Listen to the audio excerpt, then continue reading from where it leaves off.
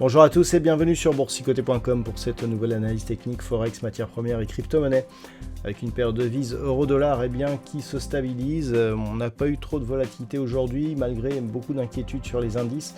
On confirme la configuration que je vous présentais hier, à savoir ici des cours qui viennent chercher une zone de résistance et qui reviennent s'appuyer sur une ancienne zone de résistance qui est en train de devenir support. Comme je vous l'indiquais hier, nous avons un contact bol supérieur avec un retour ici sur la moyenne mobile 20 exponentielle. On est toujours au-dessus de cette moyenne mobile.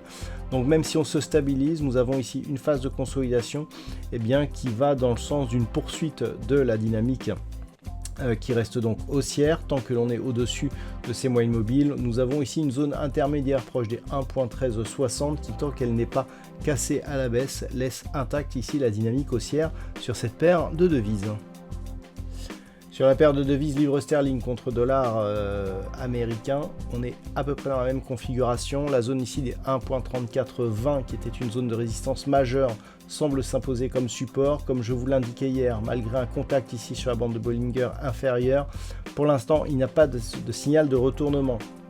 C'est l'aspect majeur de cette dynamique de cette zone horizontale qui est une zone significative sur le moyen long terme qui prend le dessus.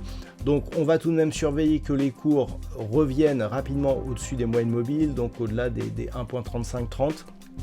Si tel n'était pas le cas, si on restait bloqué ici sur cette phase, on serait toujours donc dans une dynamique de consolidation horizontale, mais c'est vraiment sur rupture ici de cette zone et sur un retour par exemple rapide sur la zone des 1.3270 que nous aurions des vrais signaux de retournement. Là, il n'y a pas assez d'amplitude pour vraiment confirmer. Là, on peut éventuellement jouer la neutralisation et un aller-retour entre ces deux zones. Donc, on a un squeeze là qui est en train de se former sur les bandes de Bollinger.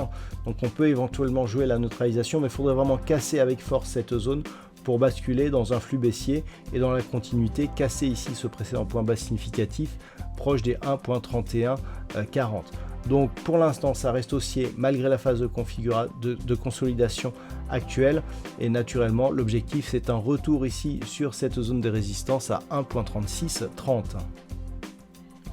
Sur l'or, nous sommes toujours ici dans la même configuration suite à la dynamique haussière ici qui avait porté les cours à proximité de la zone record et de la résistance des 3500$ l'once.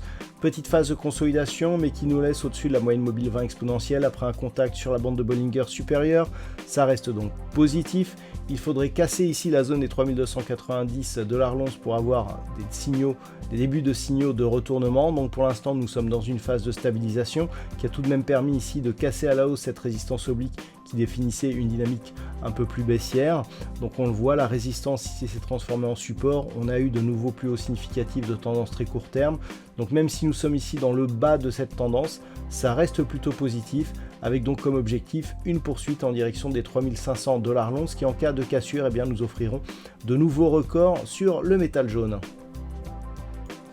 Sur le brut léger américain, on revient tester ici la zone des 74$ le baril. Vous voyez qu'on a une zone ici de résistance actuellement qui se situe à 75,60$ le baril. Cette zone, on est venu la tester à 3 reprises. Donc on voit bien ici que l'on est sur une dynamique baissière et on le voit mieux sur une unité de temps un peu plus faible. Si par exemple on passe en 4 heures, voilà, on voit bien ici le fait que l'on ait ici un contact, deux contacts, un troisième contact encore aujourd'hui et on voit bien que les plus bas ici sont de plus en plus proches justement de cette ligne de rupture. Donc nous avons une construction qui est haussière. Par rapport à cela, on attend une rupture de cette zone donc de résistance pour éventuellement poursuivre en direction des 77,50$ le baril, zone qui n'avait plus été cassée ici depuis que nous étions sur cette phase de cotation en octobre 2023. Donc pour l'instant, je dirais qu'on confirme plutôt la dynamique haussière qui était apparue suite à la rupture des 64,15$ le baril. Globalement, ça reste positif ici sur le WTI et on attend une confirmation en direction de nouveaux plus hauts. Et enfin sur le Bitcoin, ça se stabilise, on est toujours dans ce range ici entre 102 et 112 000 $ pour un Bitcoin. Phase de stabilisation totalement horizontale, donc consolidation horizontale, nous sommes même en squeeze, on peut le voir ici au niveau des bandes de Bollinger, ça se resserre par le haut et c'est totalement horizontal par le bas.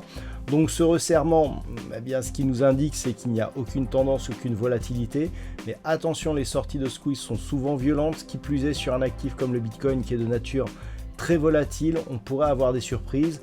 Donc globalement, tant que l'on est entre 102 et 112 000, eh bien ça reste neutre. On valide donc une possible poursuite du mouvement haussier. Par contre, en cas de rupture, notamment de rupture volatile de cette zone des 102 000 $ pour un Bitcoin, eh bien on pourrait bien avoir une phase de consolidation relativement profonde. Voilà donc ce que l'on peut dire sur l'analyse technique de ces principaux actifs de marché. Je vous souhaite de passer une très bonne soirée. On se retrouve dès demain pour d'autres analyses techniques, toujours sur le site boursicoté.com.